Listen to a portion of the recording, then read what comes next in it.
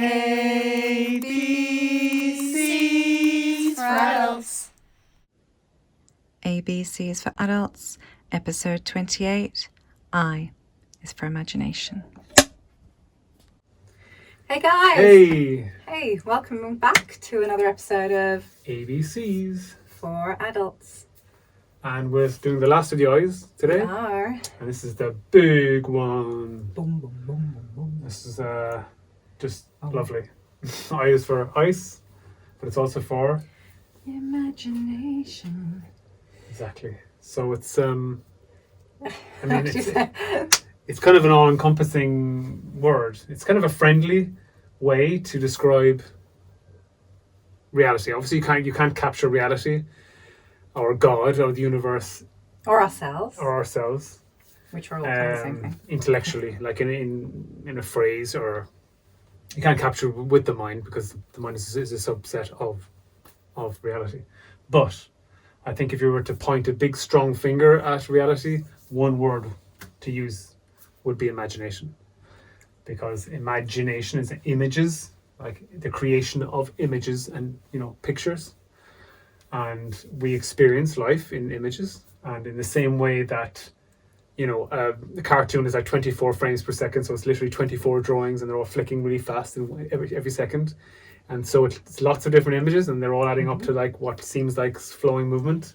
In the same way, for us anyway, in our experience, yes, life itself, the universe, is from all potential, which is the only way to describe it, I suppose, in a phrase, besides this lovely soft imagination phrase, is basically producing image after image after image after image after image from nothing, from everything, if you like, because if everything is occurring at the same time, then nothing is deleted. It cancels itself. out. There's like too much nothing, going on. Everything and nothing are kind of the same thing. Yes. Which sounds crazy. It's nuts. It is nuts. Well, the truth of reality is absolutely nuts. And this is just from what we believe on our journey.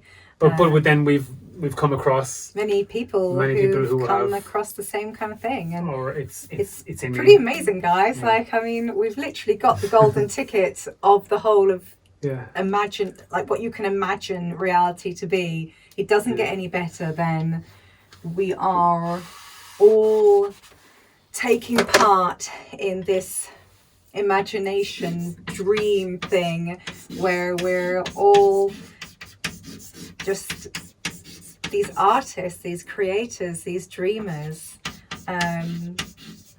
playing for eternity. Yeah. It's like imagination is all potential expressing itself endlessly. So it's always bang, bang, bang, like fireworks. Or like when you see sometimes the lava under the water coming out, and it comes out this big bubble, and then becomes this bubble of rock. It's kind of like a bubbling energy of just creation. We're all creators. We are all adding to this collective imagination, which is our reality as we experience it unfolding. It's just absolutely fantastic. It's absolutely amazing. It's amazing. It couldn't be better. If I from our experiences of let's say the unconditioned non-ego version of state of seeing reality, it couldn't possibly be better. Like, we're so lucky. We're just so lucky. And it's just love. It's just love. Yeah, it's just love. And we're so blessed that we get to do this forever and try all the chocolates out of the box. Yes. And it's so adorable and quaint that we want to have these really difficult lives that are really annoying and tough and traumatic in so many different ways. Yeah. And it's like, it's so quaint. It's such a quaint and exotic experience for us to be stressed, bored, anxious, any negative state any negative state that you are ever feeling or going through. This is just from what we have that we've experienced. That's like the cream in the donut. Like it doesn't even make sense because we're going, well, that's crazy. Because it's the absence of knowledge. Like it's the absence of wisdom. In that moment, you're so far away from wisdom and from. You've gone on holiday so much. That's what we want to do. We want to go on holiday to the most out foreign, the most exotic place we can possibly go, and that's having the worst day ever imaginable, and you know, it's the most elaborate game of hide and seek possible. And you know, the great Alan Watts talks about that a lot. We're going into a hedge maze to find ourselves at the center, and to find each other, each of all of us, imagining this reality, and to wake up in this reality. So then we all join, woken up, and a critical mass of people waking up, because we're all connected. Which is happening. Right? Absolutely, 100% happening. Everyone's connected, and it's just a critical mass, and it just rolls over and rolls over and rolls over till God at last wakes up to itself fully. And that is, in a way, the purpose of Earth has been fulfilled, of this reality, of this physical reality, of this dream, this version of it. This version, because we've been doing this forever. I mean, people talk about reincarnation, and there isn't really, but there kind of is. But it's not because you've got bad karma, or you've been good, or you've been bad, or these things. That doesn't even make sense, because we're only going by, if you want to even take that to its limit and think, well, there is a God, and it made us, then it made us crocked, or it made us messed up, and it gave us the journey that we have. So that doesn't make any sense. Yeah, that would basically be the equivalent of a potter blaming the pot for the crack which he made. So it is in itself cracked because of the potter. So to punish the pot for being cracked, even though the potter made the crack, is just titillation. It's just entertainment purposes only. It doesn't make sense. It doesn't make any sense. It's just it's just not inspired thinking. It's not love. It's not love based. No, and I just it's fear based, which is the opposite. People say, "Oh, you have to go and you're like a locust or something," and then you like get higher up, and you're like, how does an insect be bad, or be good? It doesn't even make sense. And then it's like, well, those guys, they're living like kings, and you know that's because they did really, you know, they've been really good in their last life. Well, if you were really good in your last life, why would you act like a thief in this life? Like, it doesn't. Anyway, it doesn't make sense. But sorry, go on. No, go on. There is only moment. Always, only ever is only ever moment. In the future will come to you in the form of the now, this moment. And the past is only ever considered in terms of the moment. And when you were in the past, intellectually speaking, you experienced it as now, as the now. So it's always now. You consider it in the past, it's the now. If you consider the future, you consider it in the now. When the future arrives, it arrives in the form of the now. So there's only ever the moment. Only ever the moment, only ever the moment, only ever the moment. It's always that. It's always the moment. It's always the moment. It's always the moment. Right now, this moment, right here, right now, where you are listening to our words. We are speaking these words. This is the same moment, because it is. We're sharing it with you right now. So if you're talking about incarnation, if you really want to break it down, it's in the moment that we're talking about. Because if the now is the only thing that exists, then incarnation can therefore only occur in the moment. And it is talking about the reinvention of the self, like the waking up. It's like, okay, but yeah, exactly. The waking up in the moment, like you're either awake to true reality, and I know I'm talking about like the only way that the mind can wrap itself around reality. You can't experience full reality when you're inhabiting this avatar, but to be fully awake to that this is not all that you are, and that you are connected deeply to everything and everyone around you, and then to the whole reality and God and the universe and reality, you want to call it. To be incarnated is within the moment, is to wake up. Do you have a better way of describing this, maybe? No, everything you're saying is really interesting. I was just going to everything. I don't want to stop you. No, it's just the incarnation. Incarnation, in its truest sense, is not talking about lifetimes and life cycles. It's talking about the moment, and in the next moment. There's only ever moment, but conceptually speaking, if you break it up into bits, it's just being awake. It's just waking up. It's being alive. It's being in touch with reality. Seeing reality untainted, like without the filter of the ego and without all of the programming that you've ever experienced, ever since birth. Clean your windshield. So clean your windshield completely, and then clean your own opinions. Yeah, obviously, in order for us to write and talk about this, we have to come down to a state of fizzy. You have to condense something. You have to make a vibration, a noise, but without the noise, without the vibration. It's just clean, and it's clean experience of what is, and it just is beautiful, and it is everything, and it is love. And the incarnation is just an awakening up in the moment, every moment, And then it's just that. So if you fall asleep, then you've fallen. Then you're in hell, because hell is the absence of love. Yeah. It's the absence of truth and reality. Connection and to connection. truth. So we want to feel that, though. Yes, of course. I'm not saying that that's a bad thing. Yeah. What I'm saying is that when you lose that connection, then you are in hell, because you're lost. You're thinking, oh, my bills, my blah blah blah. All your worries and all this kind of stuff. You're stressed. You're in fear. You're not awake to the true reality that this is not all that it is, and this is not. You're never going to be thinking about this in your deathbed. Any of this kind of stuff. So to wake up or to fall asleep, it's just alternate states of reality, because there is only ever a moment anyway. That the incarnation for you to become awake or to fall asleep again is that. It's just that. And in other forms, we can experience other things, of course, that are not human-like, and different realities, of course, because we've been doing this forever and ever and ever and ever. We've been doing it. It's a forever. That's the kind of concept. But there's no punishment involved. Yeah. Let's just be clear on that. No. There's no punishment. That's no. So silly, Billy. And so reincarnation, in a sense, is also, we're doing this again. So we've got the plasticine, or in Ireland you say mola, isn't it? Yeah. Mola, plasticine, Play-Doh. I don't know what other words are for it. Yeah. Clay. Mm-hmm. So you're squishing that around and you're making different things. Mm-hmm. And hey guys, sorry about that. Technical difficulties again. We ran out of memory on the phone, as always happens. So it was such a lovely ending. We were like, that's our favourite episode now that we've done. Ever. And Jerry was like, I wonder how long that was. It was probably a little bit long. Let's see how long. I look it up and a big sign saying, just so you know, we had to chop the video off there right where you were just getting going. So that also we have to realise is part of it too. So, I can't really remember what we said before, but, these ideas of, stress and anxious and boredom and sadness and depression and loneliness, these are all such kind of coveted, exotic, you say.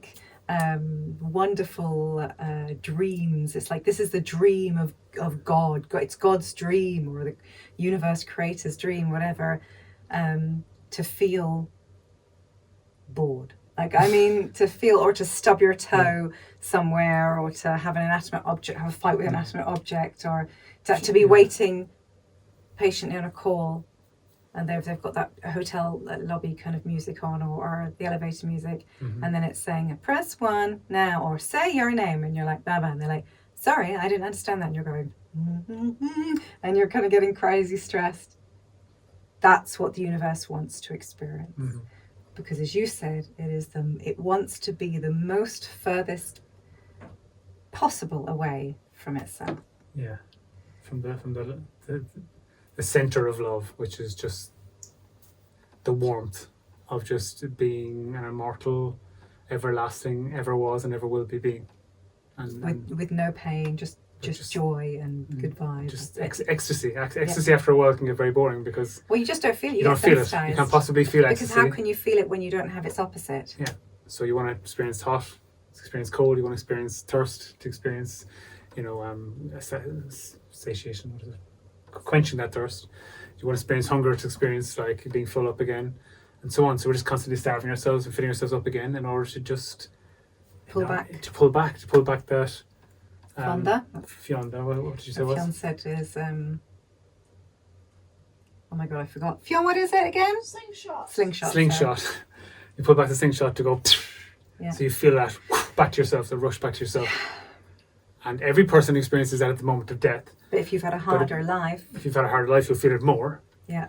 You feel like if you're very superficial and easy and kind of not a very deep life, then you won't feel that experience as much. Obviously, it'll be still quite amazing, but it won't be as amazing and as intense as somebody who has experienced hardship. so much trauma and hardship and cold and aloneness. Because loneliness is a human concept. It's you can be alone without being lonely. It's a commentary of the brain saying, I'm on my own, so I know I feel lonely. It's a way of torturing yourself. Which is something we can't ever possibly be, because we're all together, in one thing. So like the idea of the universe would never be alone. Would never feel lonely. Because it never is. There's never other bits of itself to feel camaraderie with, for that to be made absent. So therefore, it's another exotic experience. It's a very how outforeign. Yeah, and all those bad, all those cold feelings of that are the opposite of feeling the warmth of love is the absence of love is hell. So that's the devil, if you want to say that's the devil incarnate, that's the demon, whatever. Different religions and different traditions have different words for it. But in, let's say, the Christian tradition, the devil would be basically when you are falling asleep, when you fall asleep, when you've fallen asleep to the love of God and the love of the universe. In that moment, you are being puppeted by the devil, because you are listening to the opposite of truth. You're listening to the opposite of love and the opposite of light. Yeah. Yes, and nice. And so what I think I was saying as we got clay, it was the clay that basically, we're all, to try and kind of conceptualize imagination a little bit. It's like that we're all this clay, and we can be. So, reincarnation. That was it. To kind of say the other way to say it is, instead of this kind of hierarchy stuff, is all we've been made. The substance of reality. Yes, reality is a certain type of clay, molding itself into different shapes and animals or pattern, whatever it is, over and over and over and over. It's always the same substance, but it's still clay. Yeah, and then you go from birth, you go on the outward journey, which is the falling asleep. Because when you're born, you're not like, before you're being programmed and told this is what you are and this is your name and this is how you should behave and so on. You've just come from just complete all potential, and then your outer journey is to falling asleep. But then when you start to wake up, you start going back to yourself again, and so on, and out again, and out again, and out again, and out again, and in again, and out again, in different forms, in different realities, in different ways, in order to just be completely asleep to the fact that you're. I mean, think about it. When you fall asleep at night, you completely buy that reality.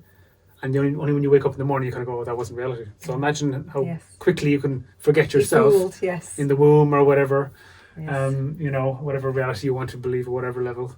It's very easy to have amnesia about what occurred before. Yes.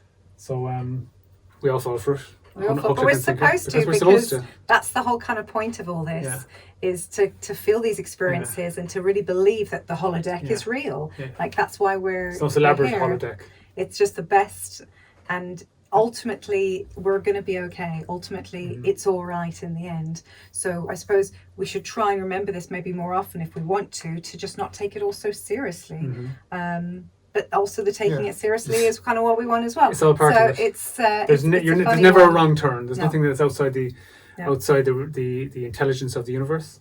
Yes. And it's all about just feeling your life. And I think you once said the meaning of life is to give life meaning. Yes. And that's not really circular. People could say that's circular reasoning, but it's not really, because in order. It's not to give this life meaning, it's to give our existence. The point of existence is to give existence meaning. But the point of this existence is to give our everything existence meaning, to some kind of context. And because if you can't see yourself from the outside, you can't experience yourself unless you go away from yourself. Yeah. You can't experience yourself unless you go away from that, and then you see yourself from the outside and you feel yourself from the outside. And the only way you can do that is to be completely asleep, to disempower yourself, to put yourself into this very, very flimsy, kind of fragile, powerless kind of existence, so that then you can just feel your power and your love and everything all over and over and over and over and over. And each time and each journey and each experience adds a little bit more experience to what it is like to be all potential, expressing itself endlessly. And it's all about the experiences. Yes. And what else would we be doing? Sure. Exactly. And did you, I'm not sure if it was in, because we got cut off about the holiday thing, about leaving your home and coming back to it. Oh, maybe not. I don't know. Well, we'll say it anyway. So sorry for repeating ourselves. Well, but we have to also think that this is so funny. This is life for the universe, kind of going. Ooh. The guys have their best episode, and we didn't record it, and we have to just straight away go. That's all right. You're going to have to get over it anyway. I'm going to have to get over it anyway. So that's all right. Well, basically, it's kind of like, in order to really feel how lucky we are in our natural state of being and how wonderful our reality is, because we are most probably quite desensitized to it, we're doing all this journey. So it's like us being here and going, oh man, love to go on holiday somewhere. Love to see some new sights, experience some experiences. And so then you go on holiday and it's great and it's wonderful and you're soaking in all this culture. From a physiological point of view, you're forced into the moment, because your brain is constantly analysing new. So you're aware, you're hyper aware. That's why people get addicted to going on holidays every year, or addicted to new hobbies and so on, etc. Because your brain has to be present and in the moment, because it's taking all this new surroundings it's for danger, for survival purposes, for and safety. Yeah, exactly. And so you're there, but then there is a saturation point with seeing all this new stuff on holiday, and you just get a bit tired, and you kind of miss your familiar things, and so after maybe a week or less or 2 or whatever it would be for whoever, you kind of want to go home. You're like, it's time to go home. So then when you come home, that relief you feel of, home, my own bed, my own loo, my own sofa, my kitchen, everything's just nice and comforting, and that's why we're doing this, is to get that feeling of appreciation, the salt for our true existence, I suppose. Yes. And it's wonderful, and it's great, and it's fantastic, and we're all love, and we're all connected, and it's not a scary thing. Yes. I remember feeling like it was very scary when some of us said to me, we're all one, and feeling very unhappy about that, but it's not something to be unhappy about, because you're not. I remember thinking, oh God, I'm all one with like the evil people, and it's like, you're not, because those evil people don't exist. They're just characters that are being played. It's just these characters in the play. But they're acting out from intense fear of being alone and being isolated, and survival. They're completely in fight or flight mode, so they're completely lobotomized, and they're just acting out in a very haphazard way in order to survive this, what they seem as a very real experience. But this isn't. It isn't a real experience. It's a context for reality, but it's not base reality. And so they're just trying their best to get through it, to get through life, if you want to say it. But because that fraction of God, the universe, whatever, wanted to experience that intensity of losing the memory, if you like, of what you are. And it's only when all the little pieces join up, as we said before, I think, pretty sure we got this on tape, that when you there's another thing that about in the future we imagine that in a more awakened society, which I think is coming very, very soon, we won't mourn people when they die as much. We obviously, you have to, obviously the immediate sadness of, like, if they're gone, I'm not going to see them tomorrow or whatever, we're not going to interact. But you'll see it in a way that, like, they took out the MP4 or whatever of their life and they played it all the way, and that was their story, and it's over. And then they go back to, not back because we're always in the source, but like they experience something else new. That character story is finished. But the essential element, the light that is within them, the force, never dies. Never dies. Like the sense of you that can experience doesn't die. They are with you. They are joined. They're never separated from you, because that's an illusion again, that you're separated somehow. You're never separated from anything ever. It's impossible, because it's all one massive imagination, all potential, experiencing itself endlessly. So all the little bits we personalize and we make them its own thing, and then we mourn its loss. But that thing isn't its own thing. It's just another part of you. Yeah. So if we return to you in some way, shape or form, the greater you, which wouldn't ever mourn or there's nothing to mourn, because they can't lose anything. You can't lose anything. You can't lose anything when everything is all one thing. So it's so beautiful, guys, and we're so fortunate and so lucky. Yes. And it's just, it's the most perfectly wonderful truth that could possibly be. And it's all okay. Everything's okay. And even when it's not okay. Even when it's not when it okay, seems like it's not okay, it's totally okay. Yeah, because you wanted it not to be okay. You wanted to feel like it's not okay. Just to lose yourself. Just to lose yourself in the hedge maze of yourself, to find yourself again at the centre. And then everyone finds themselves, and then everyone finds all the hedge mazes join up, and there's a critical mass, and we all wake up, and God or universe, reality, whatever it is, wakes up to itself.